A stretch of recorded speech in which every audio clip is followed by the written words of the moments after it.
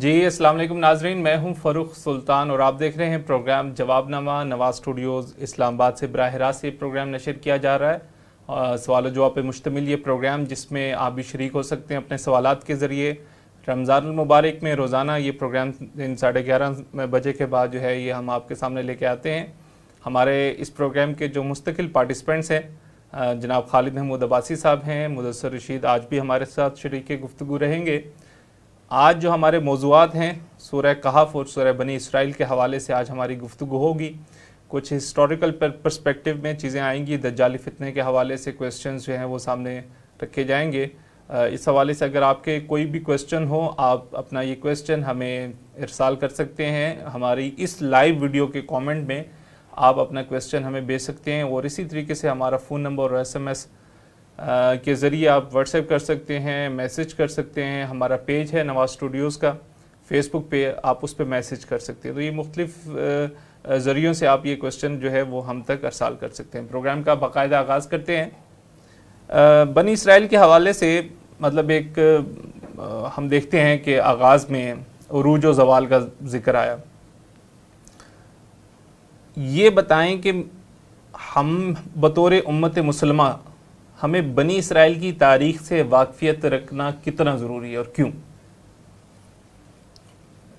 دو چیزیں ہیں۔ ایک تو یہ کہ بہرحال قرآن مجید نے بنی اسرائیل کی تاریخ کو بہت ہی تفصیل سے اور بہت اہتمام سے بیان کیا ہے، تو یہ تو خود ہی ایک اہم بات ہو جاتی ہے کہ قرآن ایک چیز کو اتنے اہتمام سے بیان کر رہے ہیں۔ کتاب وہ آج کے لیے ہدایت کی ہے، لیکن پچھلی تاریخ ایک دوسری قوم کی وہ بیان کر رہے ہیں۔ تو اس کو بہرحال اسی چیز کو نقطے کو نکال کے اللہ کے نبی صلی اللہ علیہ وسلم نے ہماری آسانی کے لیے بیان بھی کر دیا کہ ہو سکتا ہے کسی کا ذہن ادھر منتقل نہ ہو تو اس کو واضح الفاظ میں بیان بھی کر دینا چاہیے۔ تو آپ صلی اللہ علیہ وسلم نے فرمایا کہ میری امت پر بھی وہ سارے حالات و واقعات وارد ہوں گے جو بنی اسرائیل پر وارد ہوئے، یعنی ان کی تاریخ ایک دوسرے سے ملتی جلتی تاریخ ہوگی۔ الفاظ ہیں وَلَيَأْتِيَنَّ عَلَىٰ أُمَّتِي مَا أَتَىٰ عَلَىٰ بَنِي إِسْرَائِيلَ حَزْوَ النَّارِ بِالنَّارِ۔ آگے بھی ہے کہ مطلب جو برائیاں انہوں نے کی وہ تم بھی کرو گے، جس درجے میں انہوں نے کی اسی درجے میں تم بھی کرو گے۔ تو اب یہ وہ چیز ہے کہ جو یہ بتا رہی ہے کہ آپ بنی اسرائیل کی تاریخ پڑھتے ہوئے ذرا اپنی تاریخ پہ نگاہ رکھو۔ تو بہرحال اب تو تاریخ اپنے اختتام کے قریب ہے اور یہ سفر تمام ہونے کو ہے، لہذا آج تو ہم بیٹھ کے یہ باقاعدہ تجزیہ بھی کر سکتے ہیں کہ جو بنی اسرائیل کی جیسے تاریخ ہے بالکل اس سے ملتی جلتی تاریخ امت مسلمہ کی بھی ہے۔ وہاں بھی قرآن کے نزول تک 2 عروج اور 2 زوال تھے، اور آج تک ہم جب اپنی حالات پہ دیکھتے ہیں تو 2 عروج اور 2 زوال ادھر بھی نظر آتے ہیں۔ وہاں پہلے بخت نصر آیا، اور یہاں پہلے جو ہے وہ مسلمانوں کو جو مشرق سے پہلے حملہ ہوا، وہاں بھی مشرق سے ہوا، یہاں بھی یہ جو تاتاری آئے تھے، اور پھر وہاں پہ دوسرا جو بڑا حملہ ہوا 70 عیسوی میں وہ سلطنت رومی آئے، اور اب یہاں پہ بھی تک وہی اقوام تھی، ذرا تھوڑے فرق کے ساتھ۔ تو یہ دوسری دفعہ مسلمانوں پر زوال رومی اقوامی کیا ہوا ہے۔ وہاں پہ پہلا عروج اور دوسرا عروج جو ہے وہ ظاہر ایک ہی نسل تھی تو اس میں باہر سے تو نہیں ہوا ہے۔ یہاں دوسرا عروج جو ہے اس فرق اتنا فرق ہو گیا کہ جو پہلا عروج عربوں کے ہاتھ ہوا اور دوسرا عروج ترکان عثمانی ہیں ان کے ہاتھ ہوا، یا سارے ترکی تھے جو دوسری جگہوں پہ سلجوقی تھے یا صفوی تھے یا ترکی تھے، تو اور انہی کے ہاتھ ہوا۔ تو لیکن یہ کہ اس دوسرے زوال کے بعد ہمارے ہاں بھی، اور وہ بھی جو ان کا دوسرا زوال بڑا طویل ہے، وہ تقریباً 2000 سال پر محیط ہے، اور ابھی جو پچھلی صدی میں پہلی جنگ عظیم ہوئی اس کے نتیجے میں ان کو وہاں آباد کاری ان کی دوبارہ شروع ہوئی ہے یروشلم میں، جہاں سے نکال دیے گئے تھے۔ تو ہمیں نکالا تو نہیں گیا، لیکن یہ کہ اختیار اور اقتدار اور جسے کہتے ہیں اقتدار اعلیٰ وہ تو ہم سے چھن ہی گیا، اور عسکری غلبہ یورپ کا ہو گیا تھا یہاں پہ، مغربی اقوام کا۔ تو بہرحال 1917 کے بعد ان کی وہاں پہ آباد کاری شروع ہوئی، تو تقریباً اس کے 25-30 سال 35 سال کے بعد مسلمانوں کو بھی آزادی ملنا شروع ہو گئی، اور پھر خاص طور پہ 48 میں وہاں ملک بنا اسرائیل، 47 میں پاکستان بنا ہے۔ اور مزے کی بات یہ ہے کہ پاکستان کے بننے کے پیچھے سوچ وہی ہے، آئیڈیالوجی وہی ہے جو کہ ایائی آئیڈیالوجی ہے۔ پاکستان کا مطلب کیا، لا الہ الا اللہ، اور ایک ریاست کی سطح پر دین کا نظریاتی ریاست۔ تو اب اصل میں اس کے بعد کے اب جو حالات نظر آ رہے ہیں وہ لگتا یہ ہے کہ اب ایک فیصلہ کن معرکہ انہی دو امتوں کے درمیان ہونے جا رہا ہے، جسے لوگ اب تھرڈ ورلڈ وار کے طور پر جانتے. باقی تو کارندے یا ہرکارے یا جو ایک سواری کے طور پر استعمال ہونے والی قومیں معلوم ہوتی ہیں، وہ امریکہ ہو یا روم ہو یا کوئی اور ہو. اصل جو پیچا پڑا ہوا ہے وہ ان دو امتوں میں پڑا ہوا ہے. اور جیسے احادیث سے بھی پتہ چلتا ہے کہ آخری دور میں جو مختلف مراحل سے گزرنے کے بعد آخری ٹکراؤ مسلمانوں اور یہودیوں کا ہے. پھر بالآخر وہ یاجوج ماجوج آئیں گے، لیکن وہ تو ایک علیحدہ معاملہ ہے. تو یہ ہے اصل میں جس کی وجہ سے یہ سارے جو ہے اتنی تفصیل سے بیان کیا گیا، ہماری ہدایت کے لیے، ہماری رہنمائی کے لیے، سبق سیکھنے کے لیے اور آئینہ دکھانے کے لیے. تو جو آغاز میں واقعہ معراج کا تذکرہ ہے، تو اس واقعے کو بیان کرنا بھی ان حالات کے ساتھ جوڑ کے دیکھیں تو میرا تو خیال ہے بڑا گہرا اس کا تعلق بنتا ہے، اس لیے کہ وہ معراج کا مطلب تو ہے نا عروج سے معراج ہے نا، اوپر جانا. لیکن یہ قرآن مجید نے اس مقام پر اس اوپر والے سفر کا ذکر ہی نہیں کیا ہے. وہ سفر دو مرحلوں کا ہے. پہلے مرحلے میں حضور کو مکے سے یروشلم لے جایا گیا، اور دوسرے مرحلے میں یروشلم سے جو ہے وہ سدرۃ المنتہا یا جہاں بھی لے جایا. تو وہ تو ذکر اس جگہ پہ نہیں ہے. ایک مرحلے کا ذکر ہے، دوسرے مرحلے کا نہیں ہے. تو ایک سوال تو ویسے ہی پیدا ہوتا ہے کہ مکے سے براہ راست کیوں نہیں لے گئے. اور دوسرا اس سورہ مبارکہ میں خاص طور پہ دوسرے سفر کا ذکر ہی نہ کرنا، صرف زمینی سفر کا ذکر کرنا بھی ایک بہت اہمیت کا عامل معاملہ ہے. تو وہ جو بات سمجھ میں آتی ہے وہ یہی ہے کہ دیکھیں یہ جو جگہ ہیں، مدینہ ہو، مکہ ہو یا بیت المقدس ہو، یہ زمین کے اوپر اللہ کی نشانیاں، شاعر اللہ ہیں، اور ان کا کسٹوڈین وہی ہوگا جو اللہ کی طرف کا ریپریزنٹیٹیو ہے. اب پوری دنیا کے لیے، اس سے پہلے مسلمانوں سے پہلے امت مسلمہ کی حیثیت جو ہے وہ یہودیوں کی ہے، لہٰذا وہ بیت المقدس کے کسٹوڈین رہے ہیں. اب جب محمد رسول اللہ صلی اللہ علیہ وسلم کو اللہ نے اپوائنٹ کر دیا ہے اپنے ایک نمائندے کے طور پر، تو جتنے بھی اللہ کی ایسٹس ہیں، اسپیشل ایسٹس زمین کے اوپر، ویسے تو سب اللہ کی، اللہ ما فی السماوات و ما فی الارض، لیکن یہ کہ یہ تو اسپیشل جگہ ہے نا اللہ کی. تو ان کی بھی تولیت اور ان کے بھی جو ایک حقوق ہیں مالکانہ، وہ نبی صلی اللہ علیہ وسلم کو تفویض ہوں گے.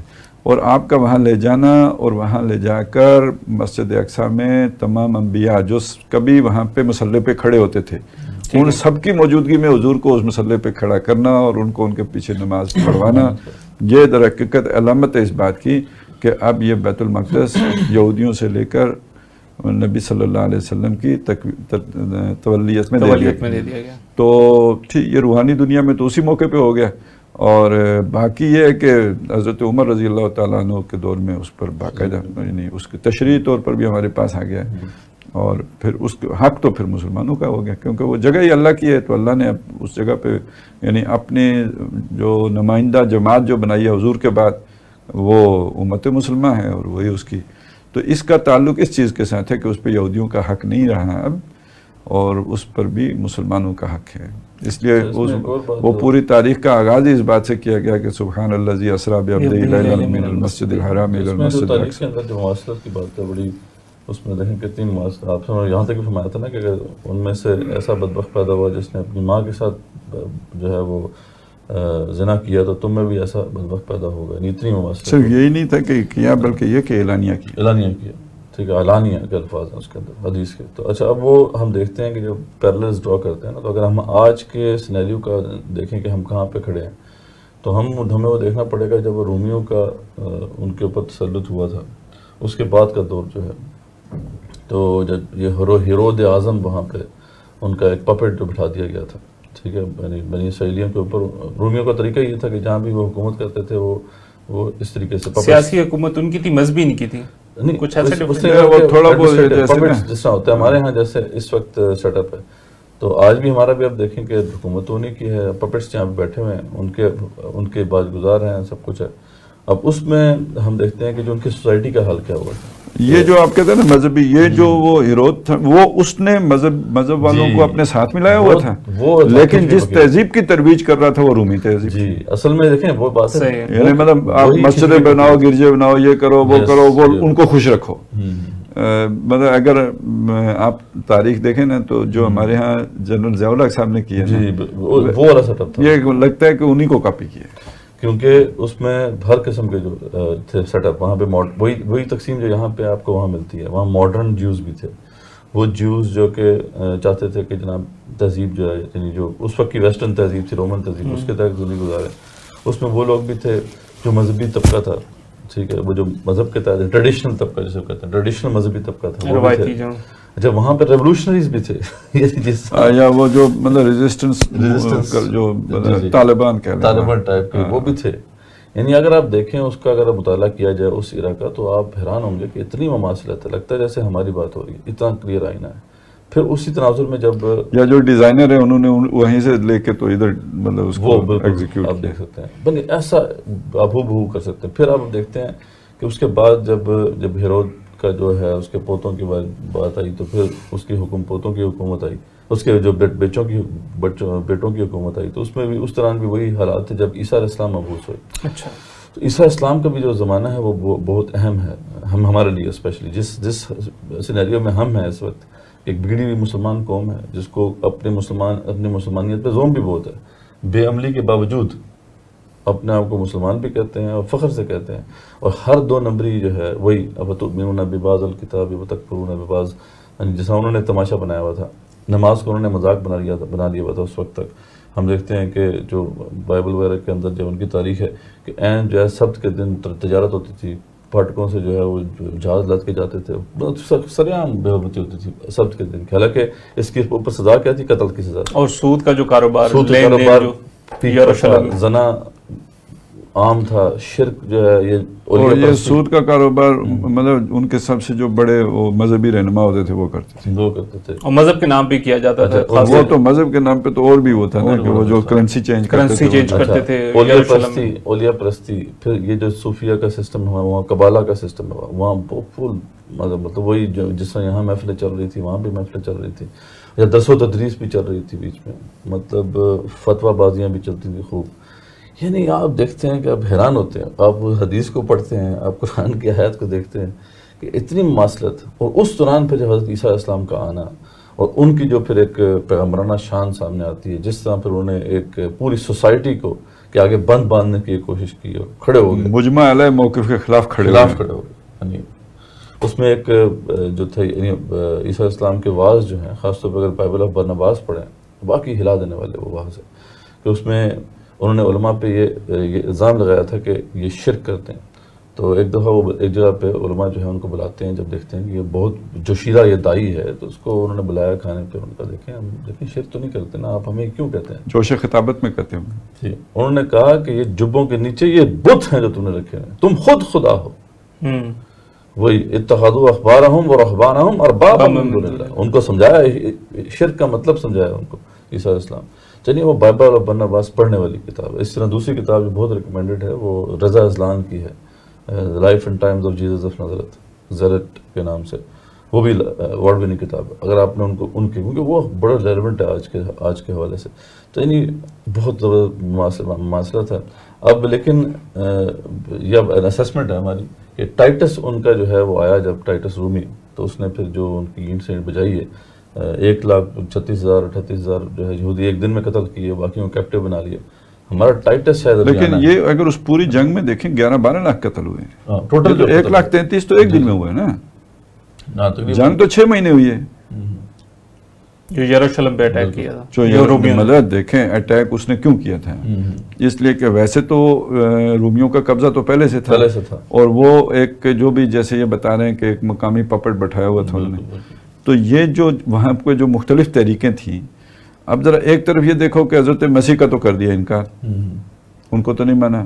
دوسری طرف وہی جو اپنا تفاخر ہے, مذہبی تفاخر, اس کی وجہ سے بغاوت کی ہے مقامی طالبان سٹائل کی بغاوت. یعنی وہ بیسیکلی کیا تھا کہ جو اس کا پوتا تھا ہیرود, نسلی عصبیت پہ نہیں مطلب مذہبی عصبیت, روایت کی عصبیت پر. اصل میں جب انہوں نے پش کیا نا, جو پوتا تھا ہیرود کا, وہ تو رومیوں کا بالکل ہی پپٹ تھا نا. تو اب اس وقت تک اصل میں رومی گورنرز وغیرہ آ گئے تھے, یعنی یہ نیلا تھا بالکل. تو اس کے بعد انہوں نے مجبور تو کیا ہوا تھا ان کو بالکل, ان کو منع بھی کیا. اس وقت جو اہل حق تھے انہوں نے کہا بھائی دیکھیں وہ خیال کرو کہ نہ ابھی استطاعت ہے نہیں. یہ پہلے بھی ان کے ساتھ ایسا ہی ہوا تھا, یاد ہے آپ کو؟ اہل حق تو یہ بھی تھے, تو وہ اہل بصیرت جو تھے انہوں نے منع کیا. وہ جو یعنی اہل حق تو پھر وہ سارے ہی اہل حق تھے, سب بھی اہل حق ہیں, شہید ہی ہوئے استاد میں سب اہل حق. تو خیر وہاں پہ نہیں, صحیح بات ہے, مطلب جنہوں نے خلوص اخلاص سے کیا ہوگا شہادت ہی ملی. نہیں وہ تو ہمیں بات تھی. بخت نصر کے حوالے سے بھی آپ کو یاد ہوگا کہ ان کے نبیوں نے بھی بتایا تھا, لیکن وہی بات ہے, آپ کے پاس استطاعت نہیں ہے, اتنی بڑی فورس سے آپ ایک لڑائی دے رہے ہیں, تو پھر وہ کرش ہوتا ہے. کرش کیا اس نے بخت نصر نے, استطاعت سے زیادہ بھی ایسے معاملہ نہیں. بخت نصر نے بھی یہ والا حملہ جو کیا تھا ریئیکشن میں کیا تھا. پہلے تو اس نے وہ ابھی اتنا مسئلہ حالات خراب, وہ ایسی ہی ایک کیفیت تھی, اس میں بھی ایک وہ نیم غلامی کی کیفیت تھی, لیکن یہ کہ لائف جو ہے نا وہ ایگزسٹ کر رہی تھی, کوئی ایسا مسئلہ نہیں تھا, شہر آباد تھا. انہوں نے اس کے خلاف بغاوت کی. اچھا, نبیوں کی بات مانتے نہیں تھے, حضرت عزیر علیہ السلام کی مانتے نہیں تھے, اور ادھر انہوں نے جہاد کا اعلان کر دیا ہوا تھا. اور یہی اس موقع پہ بھی ہوا کہ انہوں نے بغاوت کی, وہ پپٹ کو مار دیا, پھر انہوں نے گورنر ہاؤس پہ قبضہ کر لیا. ٹھیک ہے نا, ٹائٹس رومی بعد میں آیا, وہ تو اسپیشل انہوں نے وہ سخت قسم کا جرنیل بھیجا تھا, یہ ٹائٹس جرنیل. اس سے پہلے جو تھا ان کا جو رومی جو بھی گورنر تھا, وہ اس کا پھر کوئی معاملہ ٹھیک تھے, لیکن انہوں نے جان بوجھ کے پنگا لیا. استطاعت ہے نہیں تھی, بس ایک وہی جسے کہتے ہیں آج کل کے ریئیکشن ہوتا ہے نا مذہبی, مطلب اتنی استطاعت تو تھی نا وقتی طور پہ تو کر لیا نا. ادھر تو نہیں تھریٹ انالیسس کیا تھا نا کہ پیچھے سے جب فورس آئے گی. وہی بات ہے کہ پلاننگ نہیں تھی, اسٹریٹجیکل انالیسس نہیں تھا, بس ایک ریئیکشن تھا, جذبہ تھا, بس اس پہ کر دیا. وہ آخر کار انہوں نے ٹائٹس بھیجا, پھر وہ جو ہوا. لیکن اس میں بھی یہ دیکھیں کہ میں اس لیے وہ شہادت کی بات بھی کر رہا تھا, وہ اگر آپ باریکی سے دیکھیں 6 مہینے لڑے. نہیں یہ تو ہے جو ٹھیک ہے, 6 مہینے لڑیں, اور آپ ایک بات دیکھیں گے رومی انہیں نہیں شکست دے سکے. یہ تو قدرت نے شکست دی ہے. سیلاب آ گیا, مطلب کئی حوادث ایسے ہوئے ہیں کہ وہ بے بس ہو گئے. لیکن اس کو قرآن مجید جو ہم دیکھتے ہیں پہلے رکوع میں, اس کو اللہ تعالیٰ اپنے عذاب سے تعبیر کرتے تو عذاب ہی تھا نا. یہی میں سمجھانے کی کوشش کر رہا ہوں کہ رومیوں کے لیے یہ ممکن نہیں ہوا کہ انہیں شکست دیں, ان کا معاشرہ توڑ کے شہر میں داخل ہوں. 6 مہینے کا کیا مطلب, 6 مہینے یار, آپ تو کتنے دنوں کے بعد لیٹ گئے تھے ڈھاکہ میں سے, 6 مہینے اپنے شہر کو محصور رہ کے مقابلہ کرنا, مطلب جگرے کی بات ہے یار, آپ کو کریڈٹ دینا پڑے گا. میں نے شہادت کی بات کوئی تنظیم نہیں کی تھی, میں نے جان بوجھ کے کی. یہ تو جذبے کے بغیر یہ ہو ہی نہیں سکتا تھا. جذبہ بہت تھا. ہوا یہ ہے کہ وہ کوئی پتہ نہیں بارشیں ہو گئیں, سیلاب آ گیا, ٹھیک ہے, وہ کوئی ادھر جو بھی ان کے وہ جو کیا ہوتا ہے وہ جو بارود خانہ یا کیا مطلب اسلحہ خانہ وہ خراب ہو گیا. یعنی ہر شے اگینسٹ چلی گئی نا. یہ یوں سمجھ لو کہ بھائی انگلینڈ میں میچ ہو, بادل چھائے ہوئے ہوں, سورج غائب ہو, ٹھنڈی یخ ہوا چل رہی ہو, پچ بھی گرین ہو, اور پاکستان ٹاس ہار کے پہلے بیٹنگ مل گئی. باقی آپ کو معلوم نہیں, انہوں نے کرنا ہی تھا. لیکن یہ ہے کہ انہوں نے لڑا, جو داری پتہ لڑتے ہیں ڈیفینیٹ کہتے تو وہی لوگ ہیں نا جو آگے ڈالتے ہیں, جنگ شروع کرتے ہیں, وہ تو کچھ اور لوگ ہوتے ہیں. لیکن بیچ میں مخلصین بھی ہوتے ہیں, اس میں تو کوئی شک نہیں ہے کہ جو اپنے نظریے کے مطابق جو اس کو سمجھ آیا اس نے شہادت اس کو ملے گی انشاءاللہ. وہ تو بالکل واضح دلیل ہے نا, مبرہن دلیل ہے اس حدیث کے والے سے بھی کہ جو وہ لشکر جائے گا امام مہدی کو لڑنے کے لیے, وہ جب 10 جائے گا تو حدیث میں آتا ہے کہ ان کا جو اٹھایا جائے گا وہ اپنے نیتوں کے مطابق اٹھایا جائے گا. ہاں وہ لشکر کا بھی اتنا نہیں جاتا, اس میں اور بھی لوگ چلے جائیں گے نا, حاجی بھی بیچ میں چلے گئے نا, ان کا ہوگا نا. لیکن ویسے کہہ رہے ہیں کہ اب کسی کو پتہ نہ چلے, اگر کسی کے بارے میں اس نے نہیں کر سکا, اس کے ساتھ ہی کام تھی اس کے اندر, تو خیر وہ علیحدہ مسئلہ ہے. لیکن ہم کہہ رہے ہیں کہ اوور آل جو اسٹریٹجی جو بنا رہے تھے, جنہوں نے ساری اسٹریٹجی ایک کی تھی, ان کو دیکھنا چاہیے نا یہ سب چیزیں کہ بھائی اس کے بعد کیا ہوگا. وہی بات ہے نا, ہم نے وہی مسلک کے خود بہت پہ ہم بھی چل رہے ہیں, وہ بھی ہمارے بھائی تھے, تو بس ٹھیک ہے جی, یہ ہم کر دیں گے, اللہ خود بہت ہم ان کے بھائی ہیں. اچھا, اس کے بعد سورہ بنی اسرائیل کے آخر میں یہ تذکرہ آیا کہ ہم نے بنی اسرائیل سے وعدہ کر لیا کہ تمہیں پھر دوبارہ اس بستی میں لپیٹ کے لے آئیں گے. اس سے مراد کون سا وعدہ ہے, اور کیا یہ وعدہ آج کے دور میں ہمیں پورا ہوتا نظر آتا ہے؟ یعنی یہ تو اینڈ ٹائمز کی بات ہے نا. فَإِذَا جَاءَ وَعْدُ الْآخِرَةِ, ایک وعد الآخرہ نیکسٹ ہے, یعنی پہلا وعدہ اس کے مقابلے میں دوسرا وعدہ ہے, اور ایک وعد الآخرہ دی لاسٹ ہے. ٹھیک ہے, وہ اب یہاں پہ اس آخری وعدے کی بات ہو رہی ہے. اور یہ یعنی قیامت سے پہلے جو آخری وعدے کا وقت آئے گا. ویسے تو جس بستی کو اس طرح تباہی آ جائے اس کو دوبارہ آبادی کا موقع نہیں ملتا, لیکن اس کو آپ کو موقع دیں گے, آپ کو واپس یہاں پہ لے کے آئیں گے. اور یہ دیکھیں, یہ 2000 سال دنیا میں بکھرے رہے ہیں, جسے ڈائسپورا کہتے ہیں. 2000 سال انہوں نے بہت مشکل حالات میں, یعنی یروشلم میں نہیں آباد ہو سکتے. پتہ نہیں کیوں ہمارے مطلب ایک اتنا بڑا تاریخ کا سبق ہے, ہمارے لوگ اس پر, یعنی اس کو تو دینی اعتبار سے ہٹ کر بھی تو سوچنے کی بات ہے. ایک قوم اپنے جس شہر کو مقدس شہر قرار دیتی ہے, وہ اس کا قبلہ ہے, وہ اسے اپنا جو ہے نا وہ مرکز سمجھتی ہے, وہاں سے وہ 2000 سال کٹی رہی, وہاں وہ کوئی گھر نہیں بنا سکتی, اور 2000 سال کے بعد اس کے لیے ممکن ہوا ہے کہ وہ وہاں پہ جا کے صرف آباد ہو سکے. تو اب پھر اس کے بعد ریاست کا بن جانا. اب یہ جو ہے نا اس گریٹر اسرائیل کے راستے میں کوئی رکاوٹ تو رہ نہیں گئی ہے. تھوڑا بہت ایران ریزسٹ کر رہا ہے, تو شاید اب دیکھیں وہ امریکہ آ گیا ہے کیا ہونا ہے. سعودی عرب کی تو مجھے نہیں لگتا کوئی ریزسٹنس ہے. سعودی عرب تو ان کے پیج پہ ہے, ٹھیک, اور کرے بھی تو سعودی عرب کیا کر سکتے ہیں. سعودی عرب کچھ نہیں کر سکتا. سب سے اسٹرانگ تھی فوج مصر کی تھی, اس کو تو انہوں نے وہ ہے عراق شام سب ختم ہو گئے, کوئی راستے میں رکاوٹ نہیں رہی ہے. یہ ہو جائے گا, دنیا میں کچھ اور حالات بدل جائیں. مجھے یہ دیکھیں, یہ جو ایک مغرب میں جو ایک معاملہ چل رہا ہے, یہ جو وائٹ اینگلو سیکسن کی بنیاد پہ جو چل رہا ہے, یعنی ایک تو ہے نا مذہب کی بنیاد پر, ایک یہ وائٹ ریس کی بنیاد پہ چل رہا ہے. یہ جو وائٹ ریس کی بنیاد پہ چل رہا ہے, ان کے لیے یکساں طور پر مسلمان اور یہودی دونوں دشمن ہیں ان کے. اور یہ چیز جا رہی ہے مذہب بیزاری کی اس انتہا تک جس کا ذکر سورہ حج میں ہے. صحیح ہے. لَهُدِّمَتْ صَوَامِعُ وَبِيَعٌ وَصَلَوَاتٌ وَمَسَاجِدٌ, وہ پھر سب برابر ہیں پھر, ٹھیک ہے نا. تو یہ اگر اس طرح کا کوئی پریشر پڑتا ہے وہاں پہ مغرب میں, یہ تحریک میرے خیال میں خاصی توانا تحریک ہے, جس کا ایک وہ نیوزی لینڈ میں جو اس کا ایک منظم کام ہے اس کے پیچھے, اور بہت سے پالیٹیشنز اور جو بھی انر سرکل کے لوگ ہیں وہ اس میں شامل ہیں, ورلڈ وائڈ شامل ہیں. تو وہ جان پکڑتی ہے تو صرف مسلمانوں ہی کا تو نہیں ہوگا نا, پھر یہودیوں کو بھی وہاں سے نکلنا ہوگا. تو نکل گئے ادھر گریٹر اسرائیل بن رہا ہوگا, یعنی وہ خوابوں کی سرزمین, ادھر وہاں آپ کے لیے حالات مشکل ہو رہے ہوں گے. تو جینا بیکم لفیفہ کی صورت بن جائے گی, لپیٹ کے واپس لے آئیں گے. اسرائیل کا بن جانا یہ ایک سٹارٹ تھا اس پروسیس کا. اب ان کا پھر جو ڈائسپورا تھا ایک طرح سے اس کا ایک, اچھا یہ جب ہم یہودی کی بات کرتے ہیں اور اسرائیل کی بات کرتے ہیں تو اس میں ہم کئی چیزوں کو جو ہے نا مطلب وہ گہرائی میں تجزیہ کیے بغیر بات کر رہے ہوتے ہیں. پہلی بات تو یہ ہے کہ جب ہم ایول فورسز کی بات کرتے ہیں تو سارے یہودیوں کو ساری مطلب وہ ایک پیج پہ نہیں ہوتے. صحیح ہے. یہودیوں میں ایک یعنی آپ کہیں ان کا ایک برین ٹرسٹ ہے یا جو بھی آپ انہیں وہ ہیں, وہ یہودیوں کو بھی ایکسپلائٹ کر رہے ہوتے ہیں, وہ ان کو بھی چکر دے رہے ہوتے ہیں. یہ تو زائنسٹ ہیں, یہ بیسیکلی وہی. یا میں دوسری چیز کی طرف آ رہا ہوں. پہلی بات تو یہ سمجھ لو نا کہ جو وہ ایول فورس ہے وہ سارے یہودی نہیں ہیں, لیکن یہودیوں کو بھی وہ استعمال کر رہے ہوتے ہیں, کرسچنز کو کر رہے ہوتے ہیں, مسلمز کو کر رہے ہوتے ہیں, ہیومینٹی کو, سب کو کر رہے ہوتے ہیں.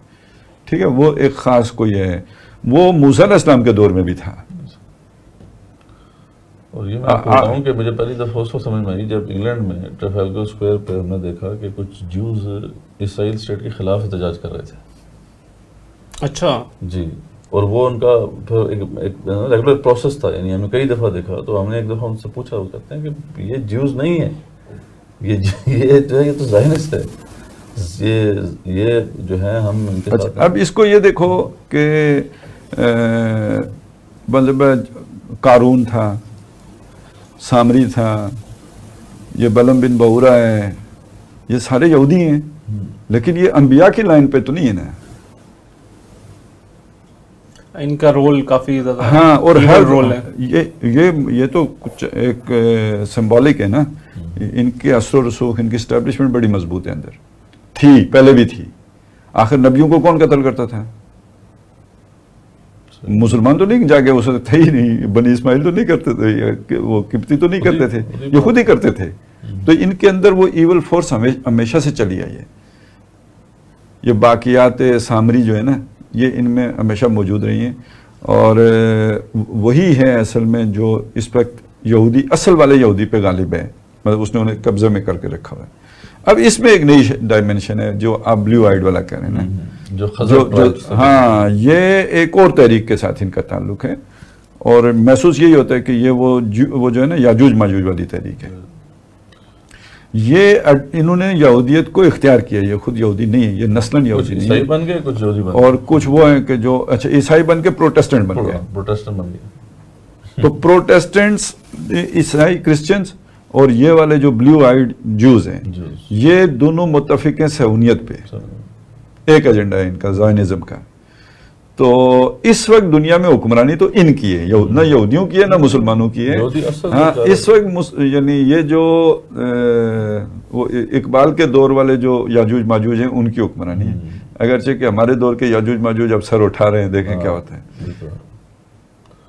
صحیح. اور یہ دونوں یاجوج ماجوج کا آپس میں پھر موجی مقابلہ ہوگا یا موجو باز والی صورت بنے گی ان کی.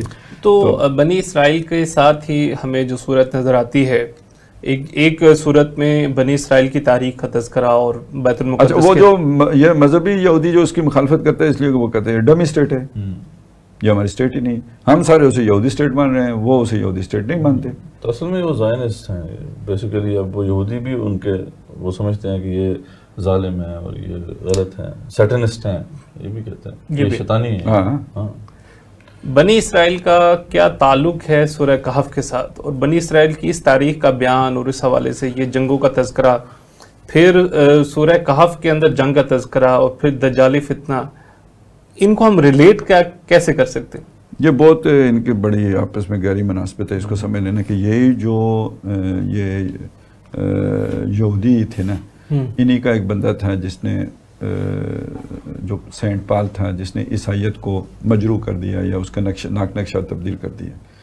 تو پھر دنیا میں جو عیسائیت مروج ہوئی ہے وہ پالزم ہے، اور پالزم وہ ہے جس پر تنقید کی گئی ہے سورہ کہف میں، وَيُنذِرَ الَّذِينَ قَالُوا اتَّخَذَ اللَّهُ وَلَدًا. اور یہ جو نظریہ ہے اسی کی وجہ سے اصل میں پھر آگے ساری خرابیاں آنی تھی. اسی کا یہ جو پوپ کا جبر ہو گیا، اس جبر کا ریئیکشن ہمیشہ رہا ہے یورپ ڈارک ایج میں، اس کی وجہ سے رہا ہے. بلکہ اس سے اور چیز ہے نا جو انہوں نے سائنس اور فلسفے کو حرام کر، تو اسی لیے وہی وہی بات کہہ رہا ہوں نا کہ ڈارک ایج میں رہنے کی وجہ یہی تھی. پھر جب اسلام کی روشنی پھیلی ہے اور اس کی مطلب وہ چیزیں جا کے اٹیک کرنا شروع کیا ہے عقل کو، وہ تو اس کے نتیجے میں وہاں بھی ایک علم کی جو ہے نا وہ جسے کہتے ہیں پیاس پیدا ہوئی ہے، اس کو جب کرش کرنے کی کوشش کی گئی تو پھر رد عمل ہوا. تو یہ ایک پروسیس چلا جو جا کے منتج ہوا جسے آپ روشن خیالی کی تحریک کہتے ہیں، یا تحریک یا علوم رینیسانس موومنٹ. تو یہ سارا نتیجہ اچھا اب وہ جو آپ نے پروٹیسٹ کیا ہے اس کے خلاف، پوپ کے خلاف یا جو بھی آپ کا چرچ ہے اس کے خلاف، تو وہ پھر مذہب کے خلاف ہو گیا سارا. یہ پروٹیسٹنٹس اس سے وجود میں آئے ہیں. یہ تقریباً ملحدانہ قسم کی سود انہوں نے آ کے جائز کیا ہے وغیرہ وغیرہ یہ سارا. تو یہ بن گئے زائنسٹ. ٹھیک ہے. وہ ادھر یہودیوں کے ساتھ پہلے سے آ کے وہ زائنسٹ جڑے ہوئے تھے. تو یہ جو دونوں ہو گئے ایک، اسی کے نتیجے میں وہ جنگ عظیم ہونی ہے. ان کے مقاصد کی تکمیل کی خاطر جو ان کا ایجنڈا ہے اس کو مکمل کرنے کے لیے وہ باعث شدید جو ہے وہ ہوگی. اچھا مذہبی اعتبار سے دیکھیں تو وہ جو اللہ تعالیٰ جن جن وجوہات کی وجہ سے قوموں کو ہلاک کرتا رہا ہے ان میں شرک سب سے اہم ہے. تو شرک کی بدترین صورت شرک فی ذات ہے، اور شرک فی ذات کی بدترین صورت جو ہے نا نظریہ ولدیت ہے یا ابنیت ہے، جو بھی کہیں آپ، یعنی اللہ کی اولاد تجویز کرنا ہے. تو اور اس وقت دنیا کا سب سے بڑا جو مذہب ہے وہ عیسائیت، نام نہاد عیسائیت، اور وہ اللہ کا بیٹا سمجھ رہے ہیں حضرت مسیح علیہ السلام کو. تو یہ اس کا اچھا پھر یہ جو کہتے ہیں نا دجال اور یہ جو سارا مسئلہ، تو یہ وہ جسے ہم نے کہا تھا کہ ایول فورسز ان کے اندر موجود ہیں، تو وہی تو وہ اپنا پروڈکٹ آخر میں لے کے آئیں گے نا. جب یہ سارا عظیم جنگ اپنے اینڈ فیز میں داخل ہوگی تو اس وقت وہ جو دجال آئے گا تو وہ انہی کا رہنما ہوگا، اور وہ ایول جو ہے یہودی ہے نا وہ نکال کے لائیں گے نا. اس میں بڑی انٹرسٹنگ بات آپ دیکھتے ہیں کہ جو یہ شروع میں تحریک اٹھی تھی، وہ جس نے اٹھائی تھی مارٹن لوتھر، وہ بڑا آنیسٹ بندہ تھا. اس کا دیکھیں اس کا کنسرن کیا تھا، شاید پادری کا بیٹا تھا. ہاں اسی طرح تھا، لیکن یہ ہے کہ وہ مخلص بندہ تھا. یعنی وہ ایک ایسا بندہ تھا، وہ آنیسٹلی باصول آدمی تھا کہ یہ اتنا بڑا یہ ظلم ہوا ہے. انہوں نے تینوں نے مل کے وہ جو تسلیس جو اقبال جسے کہتے ہیں، خالی نہ تہی تیری وہ آئینہ ضمیری، کشتہ سلطانی و ملا یو پیری، یہ جو وجود میں آیا اور انہوں نے پھر ایکسپلائٹ کیا، اور 1000 سال کی ڈارک ایجز آخر حد ہوتی ہے. تو اس نے سب سے پہلے جو ریئیکٹ کیا تھا، اس نے کہا تھا کہ پہلے تو ان کی کیا اجارہ داری ہے، یہ مذہب کے یہ ٹھیکیدار کیوں ہیں. اس نے سب سے پہلے بائبل کا ترجمہ کیا، سب سے عیسائیوں سے کہا کہ خود پڑھو بائبل، پھر ان کی اتھارٹی کو چیلنج کیا. اصل میں کیا کہ تحریک تو وہ صحیح نہج پہ چلی تھی، بعد میں اس کو پھر ہائی جیک کیا ہے ان لوگوں نے جو باقی لوگ. اس میں پھر اس نے ریفارمیشن اسے کہتے ہیں نا یہ جو تھی، اس میں پھر چرچ کے اندر بھی اس نے کہا کہ جی یہ جو انہوں نے کفارے کا اپنے پاس لے لیا ہوا ہے کہ جناب آپ پیسے دو، کتنے سنز ہیں آپ کے، آپ پیسے دو، ہم آپ کا کفارہ کروائیں گے. یہ بدماشی کی طرف سے آ گئی. اس نے کہا یہ کوئی چکر نہیں ہے واللہ اب خود خدا سے مانگو. وہی جسے اقبال نے کہا تھا نا، کیوں خالق و مخلوق میں حائل رہے پردے، پیرانے کلیسا کو کلیسا سے نکال دو. یہ بیسیکلی اسی کی تحریک تھی. تو بلکہ وہ جو ہے نا اقبال کہتے ہیں کہ عصمت پیر کنشت حرف غلط ہو گئی عصمت پیر کنشت، اور ہوئی فکر کی کشتی نازک رواں. اس نے جو یہ جو یورپ کے اندر انقلاب آ گیا، کیوں آیا؟ اس تقدس جو تھا اور پپائیت کا تقدس تھا، اس نے ان کو اتنا بڑا فرعون بنا دیا تھا کہ ان کے سامنے کوئی بات نہیں کر، بڑے سے بڑا بادشاہ بات نہیں کر سکتا تھا. اس کو پاش کر دیا مارٹن لوتھر نے. اقبال کہتے ہیں کہ اس نے آ کے اس کی دھجیاں بکھیر دی ان کی عصمت کی. اور پھر تب جب وہ ٹوٹا، اوپر سے کلچ ٹوٹا ہے، تو پھر سوچنے کی پروسیس شروع ہوا. فکر کی جو کشتی ہے نازک، اس نے سفر اپنا شروع کیا. اوپر اتنے مقدس آدمی بیٹھا ہو، نیچے بندہ سوچتا نہیں. پھر نہ پھر کدھر سے، پھر تو جو ہم بتا دیں گے وہ ہے، آپ چیلنج کر ہی نہیں سکتے. تو یہ تحریک بہت اہم تحریک تھی. اچھا اس سے بھی غلطی یہ کیا ہوئی؟ اخلاص سے. یہ بھی تاریخ مل گئی ہے ہماری ان کے ساتھ. ہم مسلمانوں کی اخلاص آپ دیکھیں ملے نہ ملے آپ کی ضرور مل گئی. صحیح مخلص تھا، لیکن اس نے دیکھیں اخلاص سے اتنی بڑی غلطی ہوئی. تاریخ انسانی کی سب سے بڑی بغاوت جو سیکولرزم، اس کی بنیاد اسی بیچارے سے ڈل گئی، کیونکہ اس نے دیکھا کہ ایکسپلوٹیشن اتنی ہے. اچھا وہ بات صحیح کر رہا تھا، جو مذہب اس وقت عیسائیت کا تھا، جو سینٹ پال نے گھڑا تھا، اس کے اندر تو یہی ہونا تھا، اس کے تحت ایکسپلوٹیشن ہی ہونی تھی. اس نے کہا بھائی کہ خدا کی 2 کنگڈمز ہیں، ایک کنگڈم جو ہے وہ دنیاوی ہے، ایک ہے جو اس کی ہیونلی ہے. تو ہیونلی تو وہ اس کے مطابق چلے گی، دنیاوی اس نے پھر ہمارے ہی سپورٹ کی، ہمیں چلانی ہے. لیکن اب دیکھیں اس کے کانٹیکسٹ میں آگے دیکھیں تو سچا کہہ رہا تھا بیچارہ، کیا کرے، لیکن اس کی پھر بنیاد ڈال دے، سیکولرزم کی بنیاد ڈال گیا. یہی تو بہت ہلاکت خیزی ہے نا کہ اس نظریے نے ایک ایسے حالات کریٹ کر دیے کہ اس کا اب آگے نتیجہ گاڈلیس تہذیب کی صورت نہیں نکل. اچھا اس میں یہ مثبت بات کیا ہے؟ دیکھیں یہ تو ہم چیزوں کو دیکھتے ہیں، شر کہتے ہیں، یہ کہتے ہیں نا اللہ کی طرف سے شر نہیں ہوتا نا. دیکھنا پڑتا ہے کہ بھائی اس میں اچھی بات کیا ہے. اچھی بات یہ ہے کہ یہ غلط خدا کے تصورات مٹیں گے تو صحیح خدا کے آئیں گے. انسانیت بحیثیت مجموعی لا الہ تک پہنچ گئی. اب اللہ کی دیر ہے، اور کسی الہ کا ہونا اس کی جگہ پہ اللہ کو لے کے آنا زیادہ مشکل ہوتا ہے. یعنی 2 مرحلے نا. آپ نے پہلے لا الہ ومن یکفر بالطاغوت ویؤمن باللہ، تو یکفر بالطاغوت ایک درجے میں تو ہو گیا، کم از کم کسی اندیکھے خدا کا تو انکار ہو گیا نا. لیکن یہ کہ بہرحال اس پرفیکشن والی جو ایک ارج ہے اس کا خلا تو موجود ہے نا بینو ان سے. تو اب ایک جمپ اور رہ گیا ہے الا اللہ والا، اور یہ اچیومنٹ ہے انسانیت کی کہ اس نے، جسے ہم نیگیٹولی کہہ رہے ہیں نا کہ گاڈلیس سوسائٹی وجود میں. اچھا اب مزے کی بات آپ کو بتاؤں، اس پہ ہمارا جو روایتی جو ریئیکشن ہوتا ہے وہ کیا ہوتا ہے کہ یار یہ جو عیسائی پادری دوبارہ خدا کی اور مذہب کی کوشش کر رہے ہیں اپنے معاشرے میں، اور بعض یہودی دانشور جو خدا کی سوسائٹی بنانے کی کوشش کر رہے ہیں، ہمارے بڑے بڑے انٹلیکچوئل بھی اس میں خوش ہوتے ہیں کہ ان کو سپورٹ کرنا چاہیے، تعاون علی البر کا درجہ ہے. حالانکہ خدا کر کے ان کا کفر ٹوٹا ہے بھائی، اس کو دوبارہ آپ لا کے اسی کفر کو بٹھانا چاہتے ہو گیا نا. آپ دیکھیں کہ جو جدید دور کا جو آغاز ہوا، وہ جس آپ نے کہا اس میں تو لا الہ الا اللہ آدھا کلمہ انسانیت نے پڑھ لیا تھا، ہمیں بس آدھا کلمہ پڑھانا تھا. لیکن یہ تو ابلیسی طاقتیں جو دجالی طاقتیں ہیں، انہوں نے یہ دور تو ہمارے بھی زوال کا آپ کا جو اپنے آپ کو ہائیسٹلی انٹلیکچوئل سمجھتے ہیں نا، وہ یہ کہتے ہیں سوسائٹی گارڈلیس ہو گئی ہے. جو یہودی جو عیسائی وہ دوبارہ گارڈ کے لیے کوشش کر رہے ہیں، ہمیں انہیں سپورٹ کرنا چاہیے. یہ حالت ہے. اور کہتے ہیں اجتماعی مذہبی شعور کی بات کرتے ہیں جی، ہمیں اجتماعی مذہبی شعور کو اجاگر کرنا ہے. کیا مطلب ہے اس کا؟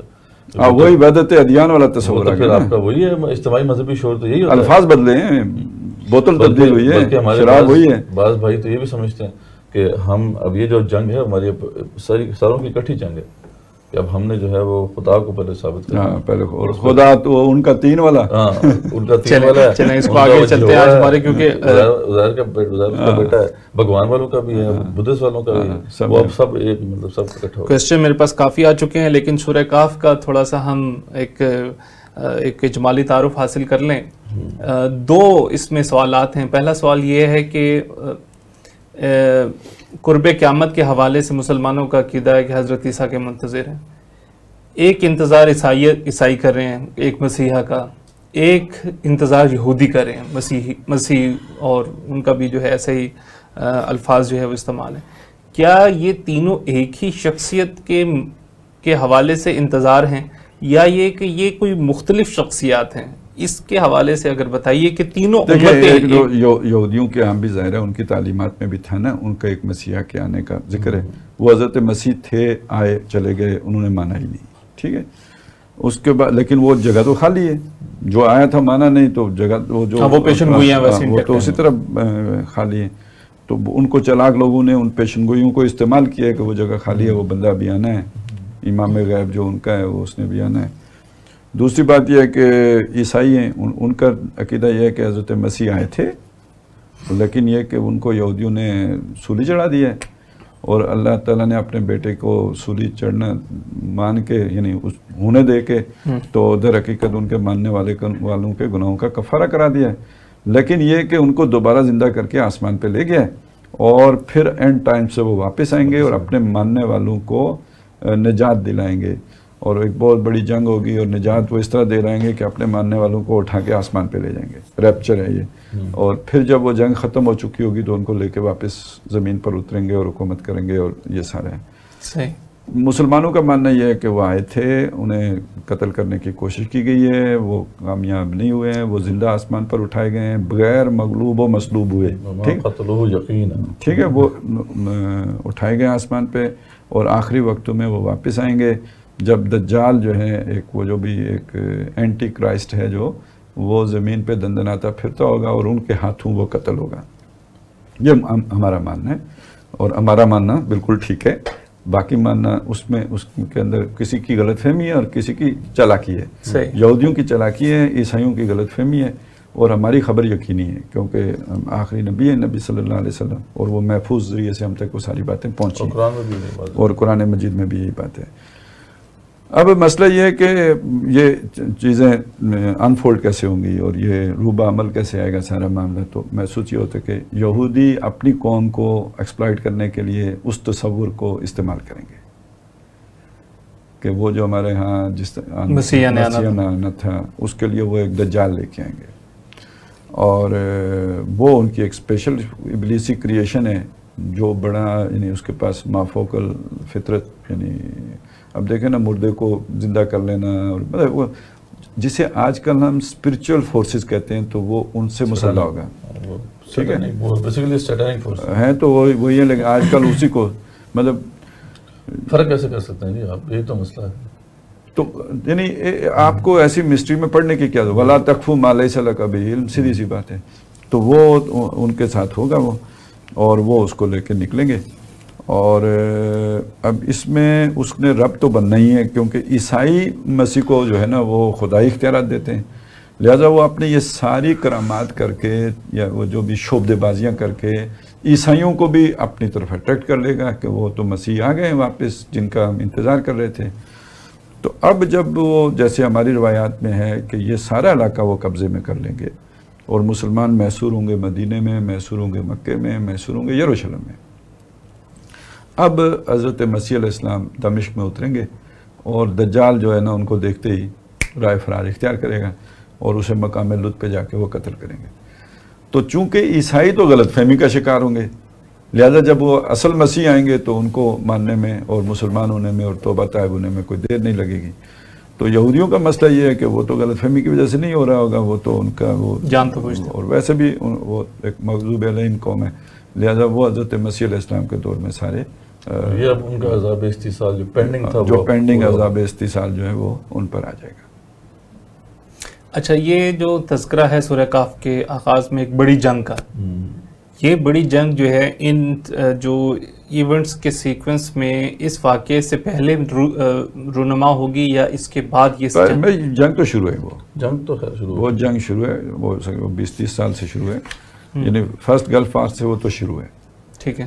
اور اب یہ ہے کہ اس میں شدت آنی ہے, اور ابھی حالات بن رہے ہیں کہ وہ شدت اور آئے گی, اور بظاہر ایسا لگتا ہے کہ کچھ ایسی کانفلکٹس ہوں گے پھر جس کے نتیجے میں ایک تو مسلمانوں کے اندر کوئی لیڈرشپ اب پیدا ہونی ہے جو ان کو منظم کرے، متحد کرے، جس کے آثار کچھ بنتے نظر آ رہے ہیں، یا کچھ ایسا بھی ہو سکتا ہے کہ اس وقت کی بعض ایول فورسز بھی مسلمانوں کی بیک پہ آ جائیں، وقتی طور پہ یا مستقبل؟ ہاں وقتی مطلب ہو جاتے ہیں نا، لائنسز ہیں، بڑے لائنسز بنیں گے نا ورلڈ وار، ہاں تو وہ ہو جاتا ہے، مطلب مفادات مل جاتے ہیں نا. اب وہ خطہ ہے بڑا ریچ ہے معدنیات کے اعتبار سے اور بہت ساری چیزیں ہیں، تو ہر ایک کا وہ ہوتا ہے، تو کوئی ایک طاقت وہاں پہ قبضہ کرتی نظر آئے تو دوسری کو تکلیف ہو جاتی ہے، تو وہ ایک کچھ ایسا ہوگا. بہرحال اس سب کے نتیجے میں جو شے بنے گی وہ یہ بنے گی کہ عیسائی جو یا رومی جو فوجیں ہیں ان کو اس خطے سے نکال باہر کیا جائے گا. یہ قسطنطنیہ اور یہ سارے علاقے ان کے ہاتھوں سے نکل جائیں گے، وہ پیچھے دھکیل دیے جائیں گے. اور یہ وہ ٹائم ہوگا کہ جس ٹائم پر معلوم ہوتا ہے کہ یہودیوں کو نظر آئے گا کہ اب ہم اکیلے اس پورے علاقے پہ راج کر سکتے ہیں، تو وہ اپنا وہ دجال نکالیں گے، اور پھر یہ دوسرا مرحلہ شروع ہو جائے گا. اور اس دوسرے مرحلے میں مسلمانوں کا بہت نقصان ہوگا، اور پھر تیسرے مرحلے میں حضرت مسیح آ کے ان کا کلا کما کریں گے. اور یہ وہ ٹائم ہوگا جس میں لگتا یہ ہے کہ مسلمان بھی ظاہر ہے بہت کمزور ہو چکے ہوں گے، ان کی بھی اتنی طاقت تو نہیں رہی ہوگی. البتہ یہ کہ اس موقع پہ جو خاموش بیٹھے ہوئے رہیں گے، سارا تماشا دیکھتے رہیں گے ابھی تک، یا پیچھے رہ کے جو گیم کھیلتے رہیں گے، تو وہ اگر اس تناظر میں دیکھیں تو صرف چائنا ہی بنتا ہے. روس کی تو ابھی بھی انوالومنٹ ہے، ٹھیک ہے، ایران کی آپ کو نظر آ رہی ہوگی، یعنی نیٹو کی تو ہوگی ہی ہوگی، امریکہ کی ہوگی. اس میں اگر تب تک کوئی رسٹ کر سکتا ہے پیچھے رہ کے تو وہ صرف چائنا ہے.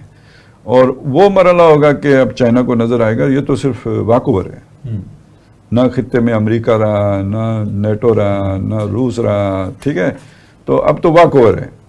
اور یہ ہے شاید جسے حدیث میں کہا گیا کہ پھر اب وہ یاجوج ماجوج کے لشکر کھلیں گے اور ان کا مقابلہ حضرت مسیح بھی نہیں کر سکیں گے، اور وہ آسمان کی طرف تیر چلائیں گے کہ جی ہم نے زمین والے تو ختم کر دیے تو اب آسمان والے کو بھی ختم کرتے ہیں.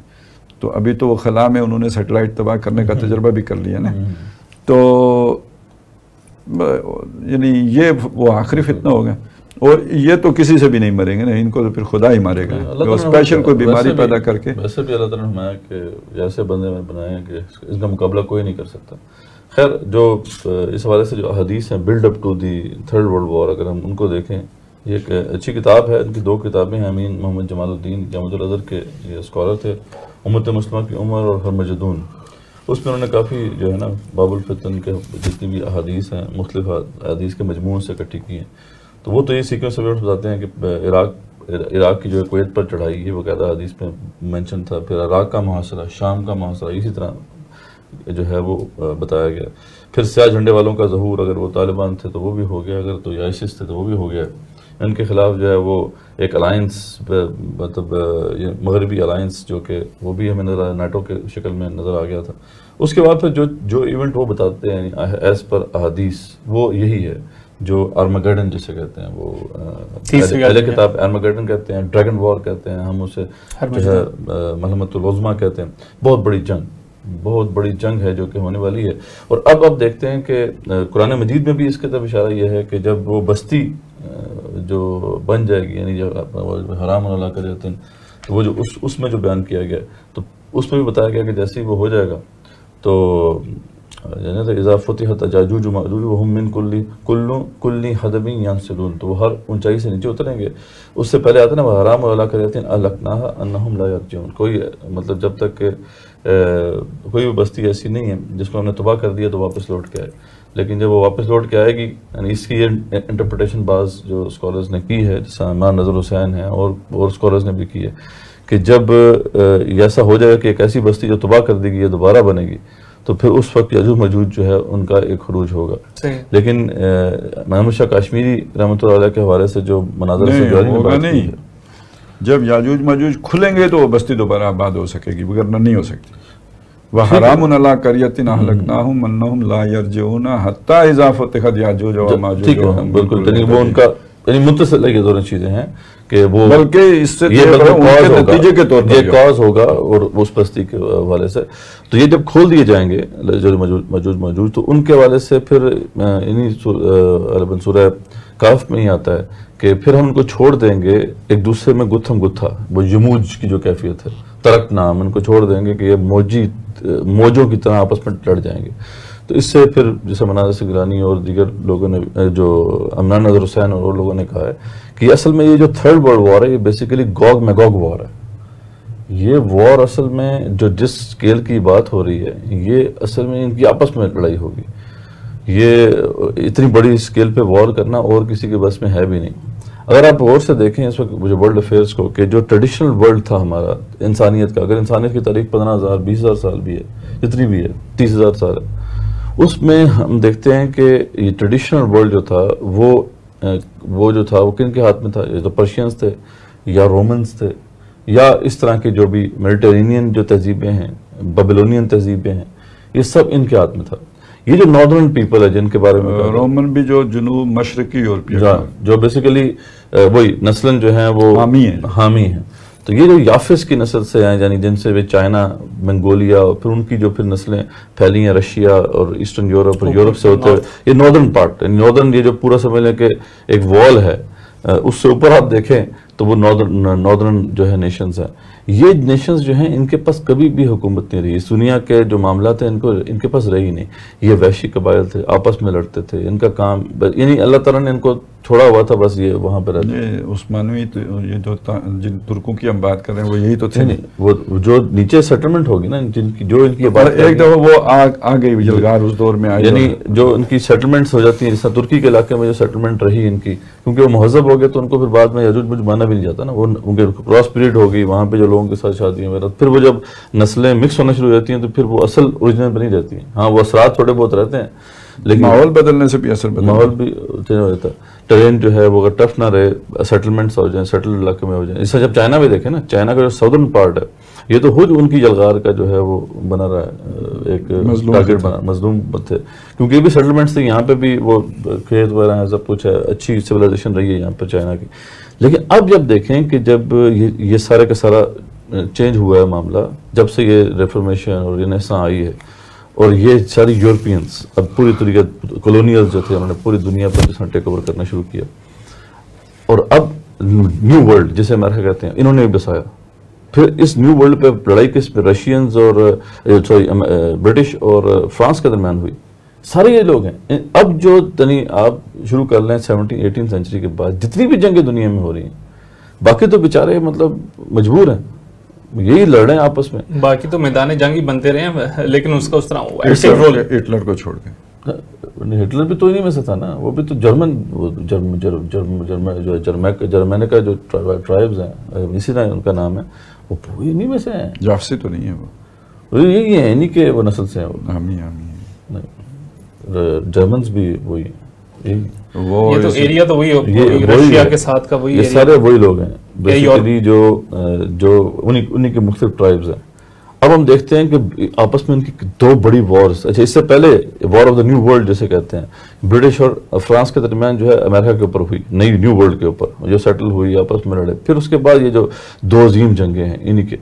اب آپ دیکھ لیں اس کے بعد جو طاقتیں وجود میں آئیں، Russia, China, U S A, ٹھیک ہے جی، تینوں جو ہیں یہ وہی لوگ ہیں. تو اب بیچ میں اگر آپ یورپینز تو اب ان کا تو دور ختم ہو گیا نا، ان کا تو جو کھل گئے یاجوج و ماجوج کے لشکر تمام. چسپ مسلم دیکھ لے تفسیر حرف ینسلون والا بات تو انہوں نے تو کر دیا اپنا خروج و خیرات. اب تو وہ مطلب اپنی ایک طرح سے، لیکن اب یہ جو نیو یاجوج ماجوج کا جو ابھی اس وقت فیس ہے وہ تو یہ لوگ ہیں. تو اب وہ جو ہے نا ان کو جیسے یہ اسرائیل کی اسٹیٹ بننے کی بات ہو رہی ہے وہ ہو جائے گا تو اب یہ آپس میں گتھم گتھا. اس کے بعد دیکھتے ہیں کولڈ وار. ابھی کولڈ وار جاری ہے. ہمیں تو پتہ ہی نہیں نا اس وقت جو آرسنل ہے، ملٹری آرسنل ہے، وہ کتنا ڈیوسٹیٹنگ ہے. ایک بٹن دبانے کی دیر ہے نا جی اب تو بس. اور آپ کو پتہ ہے کہ بڑی کلوز کالز ہو چکی ہیں ابھی سیکنڈ ورلڈ وار سے لے کے آج تک تقریباً 4 سے 5 بڑی کلوز کالز ہو چکی ہیں جب یہ بریف کیس کھل گئے تھے. ٹھیک ہے. اور سب سے جو کلوز کال تھی وہ غالباً جو کیوبن میزائل کرائسس تھا. اس میں تو صرف ایک وہ جو رشین سبمرین، نیوکلیر سبمرین کا جو ایک کیپٹن تھا اس کی حاضر دماغی سے یہ جنگ بچ گئی، ورنہ وہ جنگ ہو جانی تھی. اور اس میں ایک بڑی اچھی ایک ویب سائٹ ہے ڈومز کیا کہتے ہیں کہ نہیں وہ ہے ڈومز ڈے کلاک. وہ بیسیکلی ایکسپرٹس ہیں جو یہی اس میں کچھ نیوکلیر سائنٹسٹ بھی ہیں, کچھ انٹرنیشنل پولیٹیکل ایکسپرٹس بھی ہیں, وہ کیلکولیٹ کرتے ہیں ہر سال کہ کتنے منٹس ٹو مڈ نائٹ, انہوں نے وہ ایک ٹرم رکھی ہوئی ہے کہ کتنے قریب کلوز ہیں ہم اس پہ. تو یہ کلاک کبھی 5 پہ ہوتی ہے, کبھی 6 پہ ہوتی ہے, کبھی 10 پہ ہوتی ہے. کیوبن مدار کرائسس میں 3 پہ تھی, میں نے لاسٹ ٹائم کوئی 4-5 مہینے پہلے دیکھا تھا 2 پہ کھڑی تھی وہ. تو یعنی ہمیں پتہ نہیں کہ ہم کتنے کلوز ہیں اس وار کے, وہ کسی بھی وقت جو ہے وہ اپنا کر سکتی ہے. چلیے کافی آلریڈی چل رہی گفتگو ہماری جو ہے سورہ کاف کے والے سے بھی ہوگی. کوسچنز میرے پاس اب کافی زیادہ چکے ہیں تو ہم یہ ہے کہ ہمارے پاس ٹائم بھی کم ہے, کوشش کریں گے کہ کوئک آنسر ہم دیں تاکہ ہم سارے کوسچنز جو ہے نا وہ لے سکیں. اچھا جی, منظور احمد صاحب کا کہنا ہے کہ حضرت بیت المقدس کو یروشلم نہ کہا کریں, مطلب اس میں ہے کوئی اس طرح کی ایشو؟ یروشلم تو اس کا پرانا نام نہیں, وہ تو ایک بیت المقدس تو یہ یار مکہ ہے, اس میں خانہ کعبہ ہے, یروشلم ہے, اس میں بیت المقدس ہے, جو بھی جو ہاں اس نام کے لحاظ سے. عمر جمیل صاحب نے کوشچن کیا ہے, نعیم صدیقی صاحب کی تحریک اسلامی کے بارے میں اظہار خیال کریں جبکہ وہ الیکشن میں حصہ نہیں لیتے اور شخصی بیعت بھی نہیں ہے. نعیم صدیقی صاحب بعد میں مان بھی گئے تھے کہ ماچھی گوٹ کے اجتماع میں مولانا مودودی کا موقف غلط تھا. تو ان کی تحریک نے فارغ کر دیا تھا, پھر عمارت کسی اور کے پاس چلی گئی تھی, تو اب پتہ نہیں کس حال میں. اچھا جی,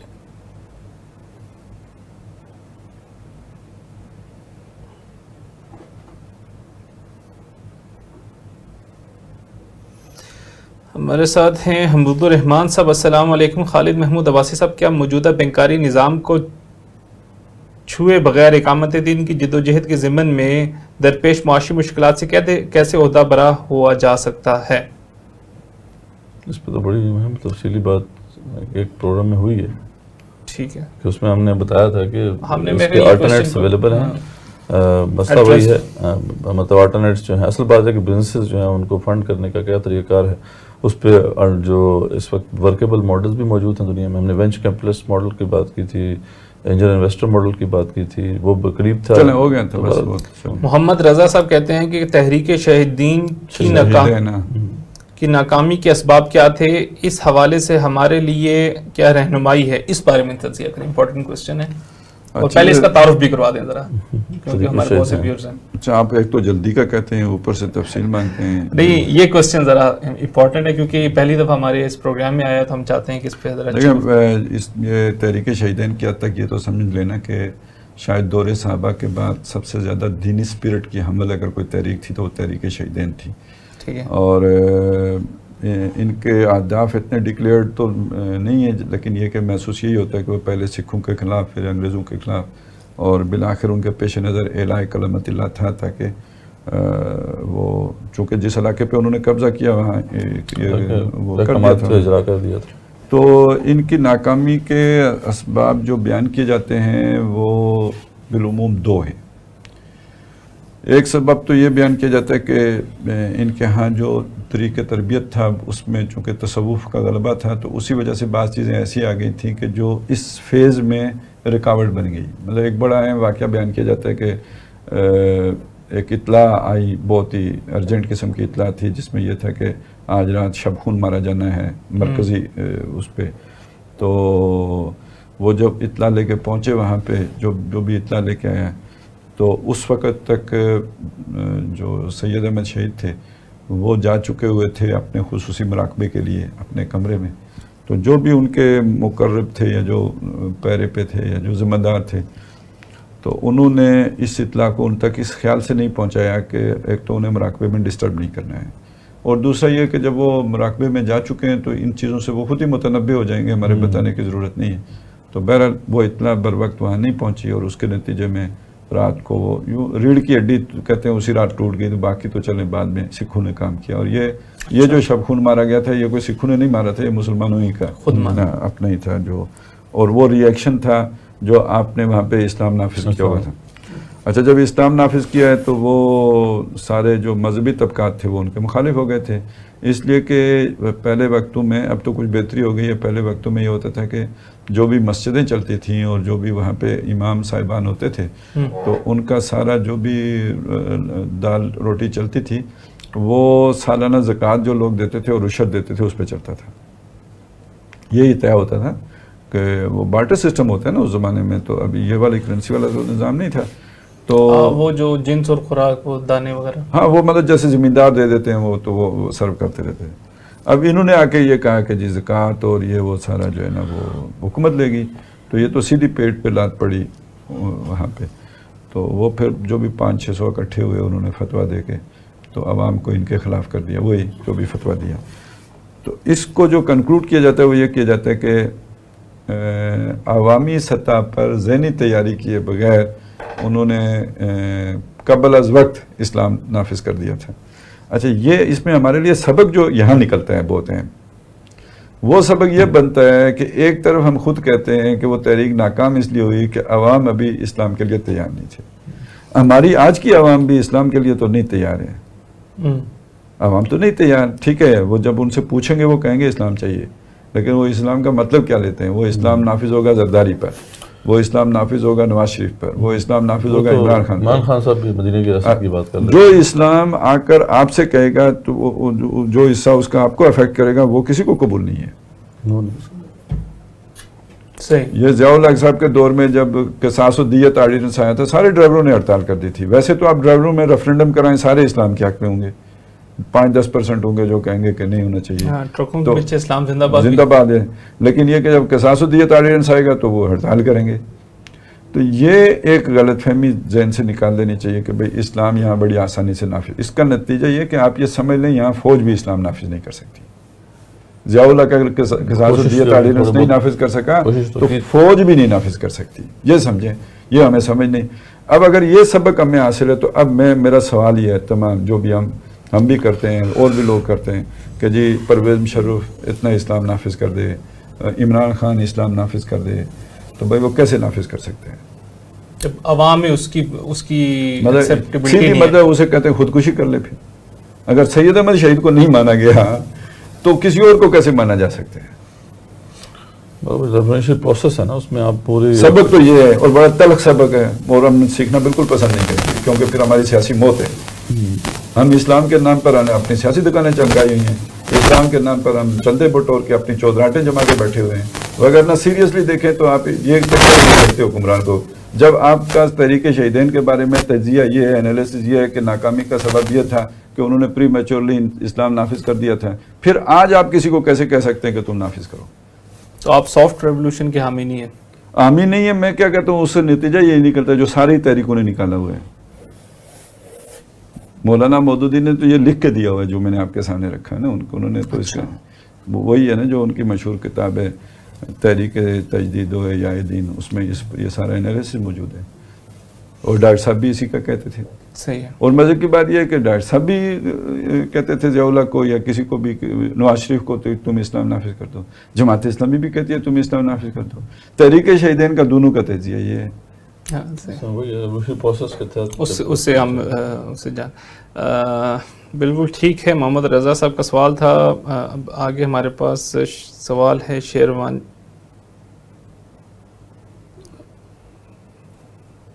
میرے پاس سوال زیادہ ہیں اور وہ گم ہو جاتے ہیں۔ چلے جی، شیروانی اے جے کے، اگر امریکہ کوئی کارروائی کرتا ہے تو اسرائیل کا علاقے میں کیا کردار ہوگا؟ تماشا دیکھنے کا۔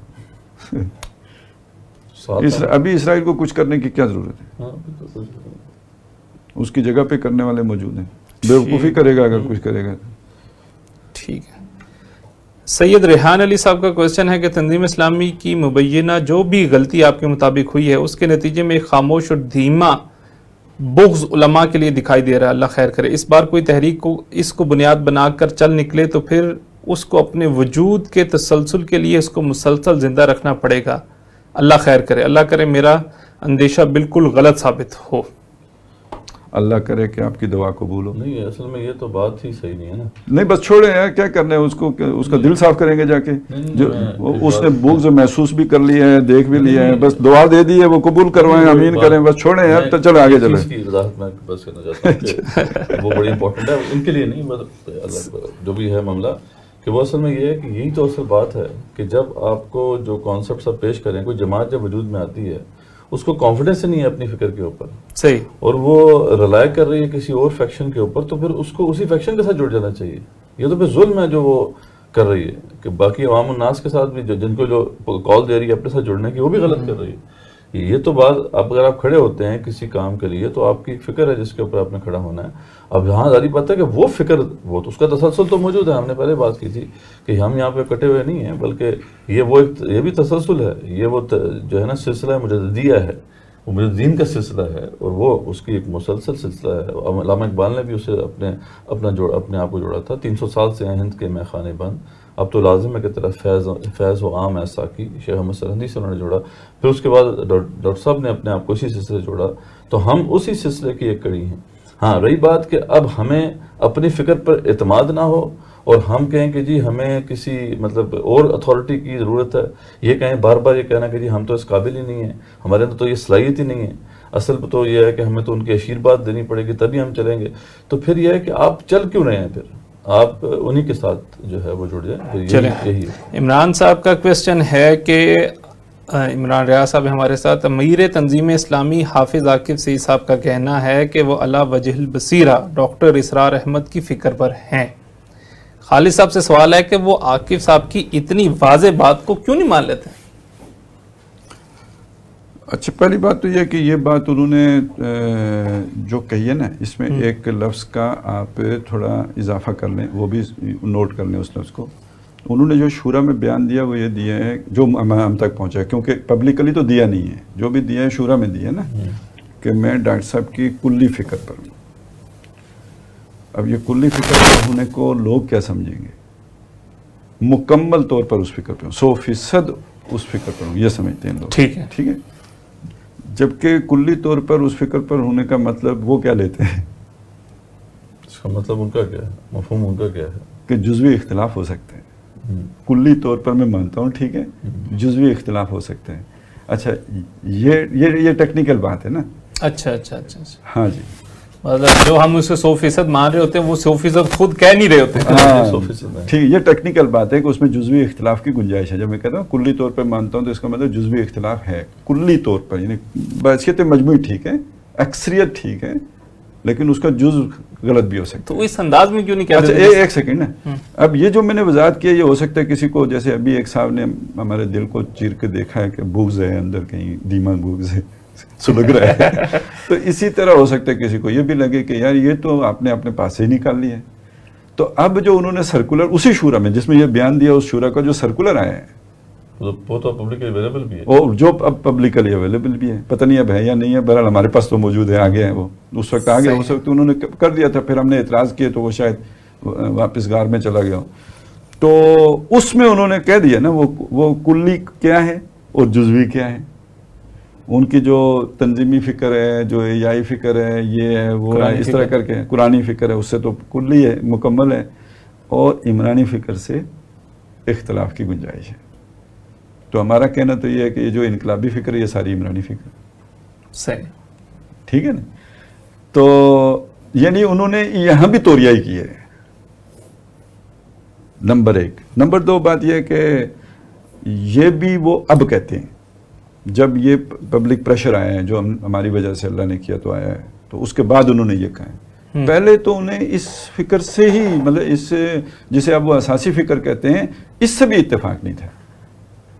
اور وہ کہتے تھے میری فکر, طریقہ تزکیہ جو ہے وہ اساسی فکر, منہج انقلاب نبوی کا حصہ ہے نا. منہج انقلاب نبوی جو ہے وہ اساسی فکر کا حصہ ہے.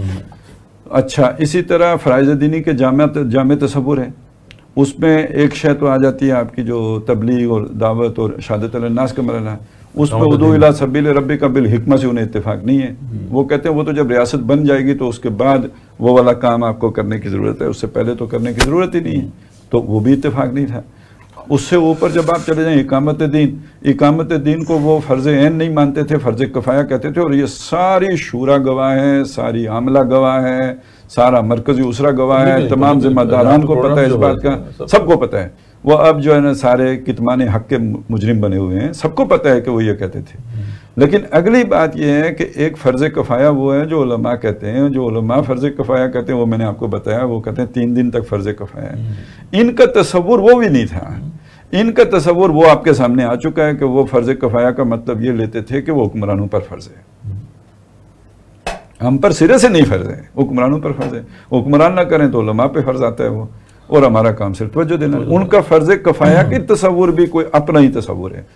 باقی علماء کا تو نام استعمال کرتے ہیں یار، چھپنے کے لیے کرتے ہیں، علماء کی آڑ لینے کے لیے کرتے ہیں. علماء سے محبت ہو تو فرض عین کا تصور، کفایہ کا تصور یہ لیں گے. پھر ایک چیز سیٹلڈ ہے، فرض کریں پوچھنا ہی تھا تو ڈاکٹر صاحب نے پوچھ لیا تھا نا، علماء کو بلا کے ان کے سامنے اپنے فرائض دینی پیش کر دیے تھے، پوچھنا ہی ہوتا ہے تو وہ پوچھ کے فارغ ہو گئی تھی بات. تو لیکن یہ کہ اس کو پھر کھولنا، وہ اس کے تعلق ادھر جڑ جاتے ہیں جو انہوں نے کہا کہ آپ کو اپنی بات پر یقین ہی نہیں ہے، فکر پہ ہاں وہ آپ ریب میں، شک میں، فی ریب یا ترددون کی کیفیت میں ہیں. تو اب جب یہ بات جب ہوا تو مجھے جب آ کے خلجی صاحب نے یہ کہا، میں نے آپ کو بتایا پبلکلی بتایا کہ عاقب صاحب یہ کہتے ہیں میں جدھر تنظیم کو لے کے جانا چاہتا ہوں ادھر وہ جانے ہی نہیں دیتا. جب آپ اکیلے میں یہ پوچھیں تو وہ کہتے ہیں وہ تصوف تھا. تو یہ تو بنیادی فکر کی بات، ٹھیک ہے، یہ بھی کہتے ہیں یہ تو بنیادی تو جاتا ہے میرا دل تو یہ تو بنیادی فکر سے متعلق بات تھی. اور اب جب وہ آگے 100% کی طرف کیوں آئے؟ دلیل سے قائل ہو کے آئے. دلیل سے قائل ہو کے آئے ہوتے تو جب میں پہلے کہتا تھا مان لیا ہوتا ہے. اس پریشر کی وجہ سے آئے جو ان پر پڑا، جو انہیں خطرہ محسوس ہوا، اس پریشر کی وجہ سے آئے. تو ایک آدمی جس کو خاندان کا پریشر پڑا تو ڈاکٹر صاحب کی فکر سے پیچھے ہٹ گیا. جب میرا پریشر پڑا تو 100% اس فکر پر چلا گیا. اب میں اس پر شخصی بیعت کر کے کیسے چل سکتا ہوں؟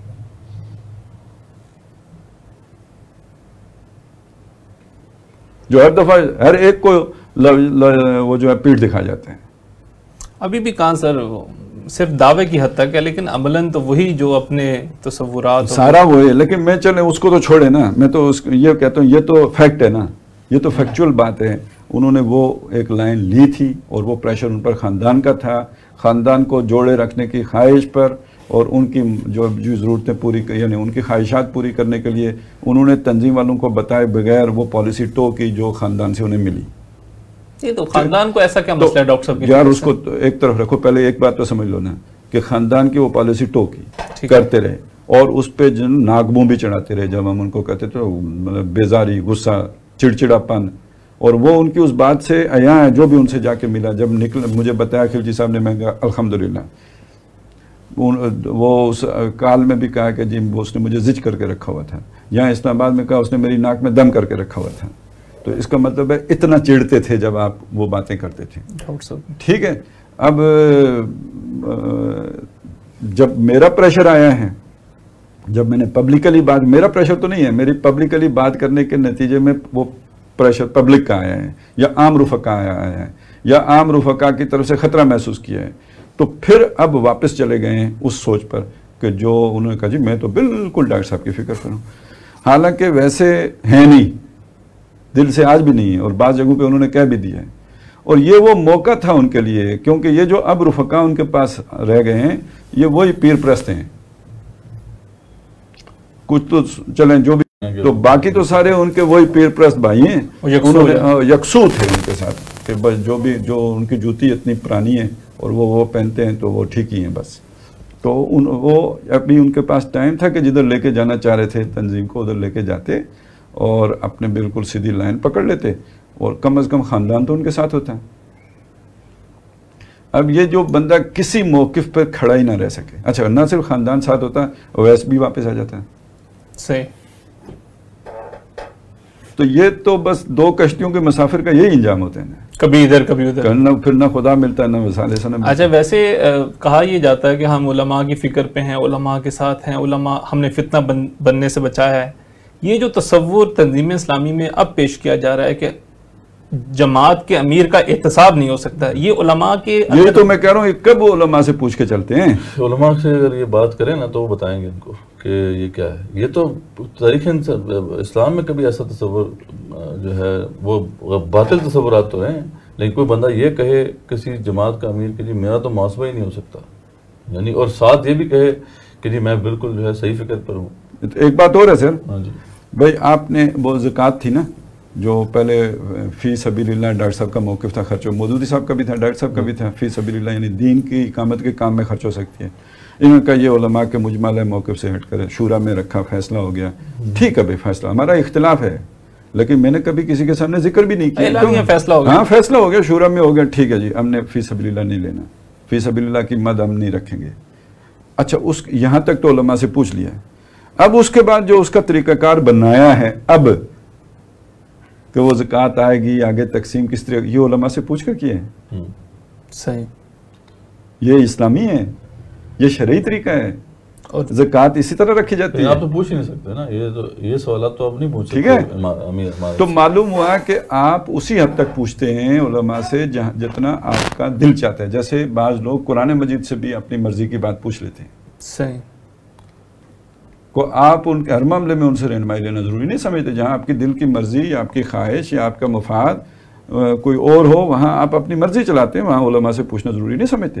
اب آپ جس طریقے سے زکوٰۃ تقسیم کرتے ہیں آیا یہ ٹھیک ہے، جن مداد میں صرف کرتے ہیں آیا یہ ٹھیک ہے. ٹھیک ہے. شاہد صاحب ہمارے ساتھ ہیں، اور حالات حاضرہ کے حوالے سے موجودہ گمبھیر علاقائی صورت میں حکومت کے لیے احادیث کی روشنی میں کیا عصری تطبیق ہو سکتی ہے، رہنمائی ضرور فرمائیے. کوئی حکومت کے لیے احادیث کی روشنی میں کوئی عصری تطبیق ہم کرنا چاہیں. کئی چیزیں ہو سکتی ہیں، پر اس میں دیکھیں بات یہ ہے کہ اب تو حکومت کی پہلے مطلب انڈرسٹینڈنگ تو پہلے ہونا کہ ہمارے لیے مین ایشو ہے کیا. اللہ تعالیٰ نے تو واضح طور پہ ہم بار بار اس کا ذکر کر چکے ہیں. IMF کی تو ہم ساری بات کرتے ہیں، اس کی بات ماننے کو بھی تیار ہیں، وہ ان کی ذلت آمیز ہم جو ہے ٹرمز وہ ماننے کو بھی تیار ہیں. لیکن جو اللہ AMF کا یا جو بھی اللہ کا جو رزق کی پالیسی ہے وہ کیا ہے، وہ ہم اس کو ڈسکس کرنے کو تیار نہیں ہے. تو پہلے تو گورنمنٹ پہلے اس کو سوچے تو صحیح نا، ڈسکشن قرآن مجید کی تعلیمات کے اوپر کہ اللہ فرماتے ہیں مقام التوراۃ والانجیل انزل علیہم من ربہم لا کروا من فوقہم ومن تحت ارجلہم. تو اگر وہ قائم کرتے، وہ بھی جو بھی توراۃ اور انجیل ان کو دی گئی تھی، یعنی اہل کتاب کے حوالے سے بات ہو رہی ہے، لیکن اللہ کے اصول ہیں وہ سب کے لیے ہیں. تو وہ اور جو بھی ان کے اوپر نازل کیا گیا تھا اس کو قائم کرتے، تو کھاتے اپنے اوپر سے بھی اپنے نیچے سے بھی کھاتے. ٹھیک ہے، یہ ان کے لیے فائدہ ہوتا، لیکن انہوں نے ایسا نہیں کیا. ٹھیک ہے، تو اللہ فرما رہے ہیں کہ میں فنڈز ریلیز کر دوں گا لیکن میری یہ شرط پوری کی جائے. ہاں، مشکل شرائط مان لو. ہاں، یہ شرائط آسان ہے، اللہ کے احکامات ماننے ہیں، اللہ تعالیٰ کے احکامات آپ اس کے اوپر وہ آ جائیں. اللہ فرماتے ہیں میں اپنے فنڈ تمہارے لیے ریلیز کر دوں گا. نہیں کرنے تو پھر وہی ہے، پھر مشکلات ہیں. ٹھیک ہے. اچھا، اب اگر احکامات ہم نے نہیں نافذ کرنے تو دوسرا طریقہ پھر اپنی جو اکنامک پالیسی، اپنا اکنامک کنڈیشن کو صحیح کرنے کا یہی ہے کہ پھر اسلام سے بالکل بالکل جو دوسرے کافروں کا طریقہ اپنا لو. تو پھر ٹھیک ہے، پھر اس صورت پہ تو پھر اللہ تعالیٰ خوب دے گا، لیکن پھر وہ پھر آخری دفعہ دے گا. اس کے بعد پھر ایک جڑ کاٹنے والا، پھر یا جڑ کاٹنے والا کہہ سکتے ہیں، جو بھی عذاب آئے گا بڑا سخت. اللہ فرماتے ہیں نا فلما نسوا ما ذکروا بہ، جب انہوں نے بھلا دیا جو ہم نے ان کو نصیحت کی تھی، تو پھر کیا ہے کہ فتحنا علیہم ابواب کل شیء، تو پھر ہم نے ہر قسم کے اوپر سے جو دروازے کھول دیے، تیل کے ذخائر نکل رہے ہیں، خوب مزے کرو.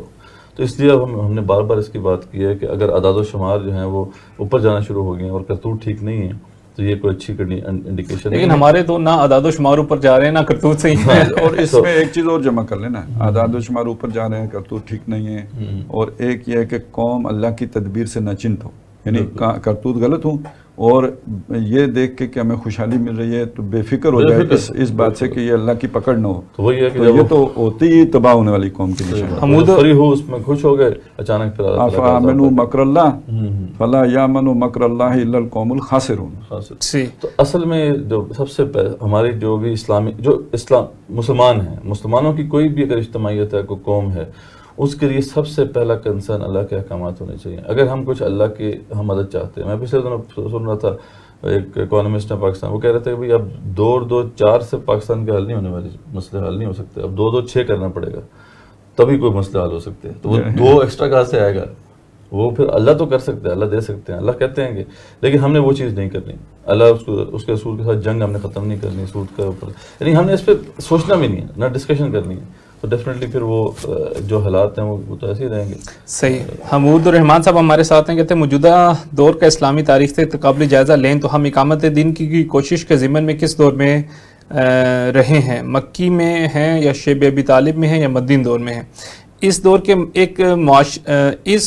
ایک معاشی اعتبار سے خستہ حال بے روزگار مومن جو صاحب اہل و عیال بھی ہو، اقامت دین کی کوشش کے ضمن میں اسلام اس سے کیا تقاضا کرتا ہے؟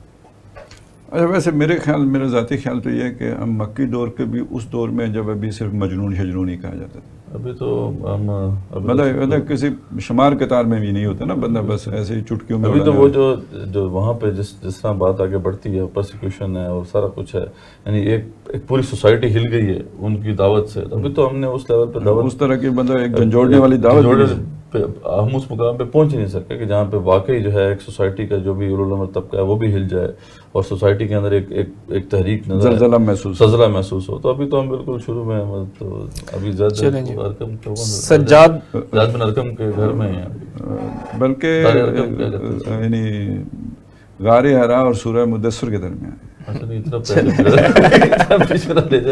یہ ہے کہ زاد بن ارقم کے گھر میں ابھی وہ انذر و ربک فکبر والا جو ہے نا، وہ جو انذر کا وہ انداز کہ آپ وہاں صباحہ کہہ سکیں، وہ بھی نہیں ہے. وہ بھی نہیں. سجاد احمد خان صاحب کا کوشچن ہے کہ دنیا میں اسلام کیسے نافذ ہو.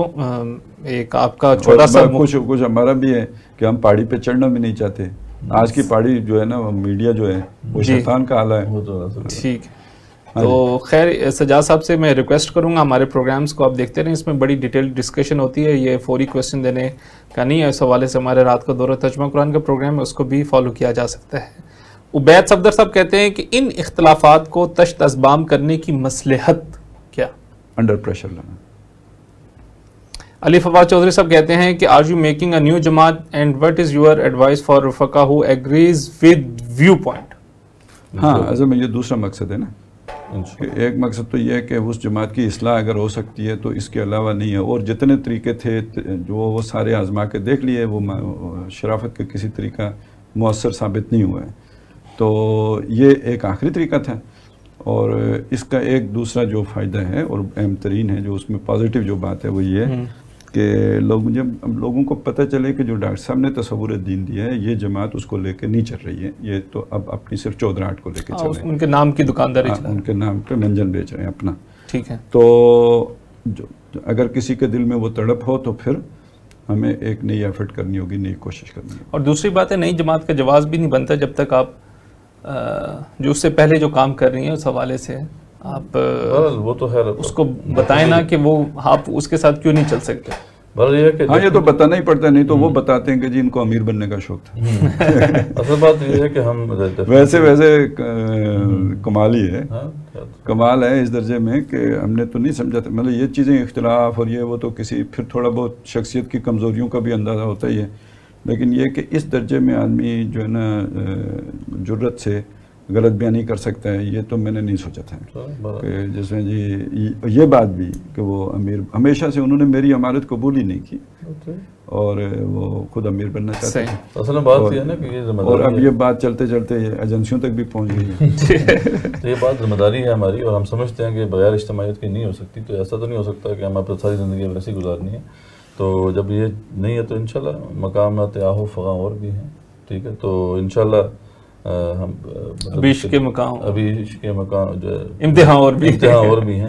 تو انشاءاللہ آگے اب یہی کرنا پڑے گا جب یہ ستاروں سے آگے جہاں اور بھی، جی ستاروں سے آگے جہاں اور بھی ہیں. چلے صحیح، بہت شکریہ. نظم ہے الٹی ہوگی. چلے کوسچنز اور بھی تھے انشاءاللہ، لیکن یہ کہ پروگرام کا ہمارا وقت 1 گھنٹے سے کافی زیادہ ہو چکا ہے. میں شکر گزار ہوں جناب خالد محمود عباسی صاحب کا، مدثر رشید صاحب کا، کہ وہ آج کے پروگرام میں ہمارے ساتھ تھے اور شریک گفتگو رہے. بڑی زبردست ڈیبیٹ تھی جو ہم نے ہسٹوریکل ڈیبیٹ اس پروگرام کے آغاز میں شروع کی. سورہ بنی اسرائیل اور سورہ کہف کے حوالے سے بہت اہم مضامین ہے. اس کے حوالے سے کچھ آپ نے بکس ریکمینڈ کرنا چاہیں کہ اگر مزید کس نے اس حوالے سے پڑھنا ہو؟ مطلب جو میں نے 2 بکس کی تھی، ایک تو بائبل آف برناباس ہے، وہ اردو میں بھی ہے انگلش میں بھی ہے، وہ پڑھیں. Life and times of Jesus of Nazareth ہے، وہ پڑھیں. ڈاکٹر صاحب کی جو کتاب ہے سابقہ و موجودہ امتوں کا ماضی حال اور مستقبل، وہ پڑھنے والی ہے، بہت اہم کتاب ہے. تنظیم اسلامی کا تاریخی پس منظر، اس میں بھی مختصراً وہ چیز ہے اور ڈاکٹر صاحب نے اس کو جوڑا ہے. تو یہ کچھ اہم کتابیں ہیں اس حوالے سے، پڑھنے والی کتابیں. جی بالکل، ان کتابوں کا آپ مطالعہ کر سکتے ہیں. آن لائن انٹرنیٹ پہ یہ فری اویلیبل بھی ہیں، اس کو آپ ڈاؤن لوڈ کریں. اس کا حوالے سے جو بھی تاریخ بنی اسرائیل کی جو تاریخ ہے اس پہ آپ کو اچھی کتابیں مل جائیں گی. ان کے بیبلیکل لٹریچر یا جو ان کی جوئش انسائکلوپیڈیا ہے اس کے اندر اچھے مضامین مل جائیں گے جو اس دور میں ہیرود اعظم کے دور. ویسے وہ نیٹ پہ اگر وہ بھی اویلیبل اوپن ہے، آؤٹ آف پرنٹ ہے ویسے، تحریک رجوع الی القرآن، اس کا منظر اور پس منظر یہ ڈاکٹر صاحب کی، وہ بھی یعنی یہ جو ہمارا اٹھان ہوئی ہے نا امت مسلمہ کی، اس کا اگر تفصیلی ذکر آپ کو ملے گا تو وہ اس میں ملے گا، اس میں ملے گا، ہاں، اس میں ہندوستان کی اہمیت اور رول، اور وہ اہم کتاب ہے۔ اب تو تقریباً میں کل ویب سائٹ پہ بھی دیکھ رہا تھا تنظیم کی، تو ڈاکٹر صاحب کی کافی کتابیں پتہ نہیں ختم کی جا رہی ہیں تو وہ اویلیبل نہیں ہیں۔ اللہ خیر کرے، البتہ بہرحال حسن ظن رکھنا چاہیے۔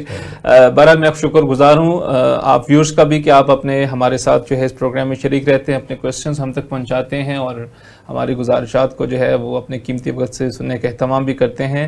میں اپنی ٹیم کی طرف سے آپ سب سے اجازت چاہوں گا۔ کل تک کے لیے یہ پروگرام روزانہ رمضان المبارک میں دن 11:30 کے بعد ہم شروع کرتے ہیں، اور اس میں آپ لوگوں کی پارٹیسپیشن بھی ہوتی ہے، کویسچنز بھی ہوتے ہیں۔ کل پھر آپ کے ساتھ ہم اس پروگرام کا آغاز کریں گے۔ کل تک کے لیے اجازت دیجیے، اللہ حافظ۔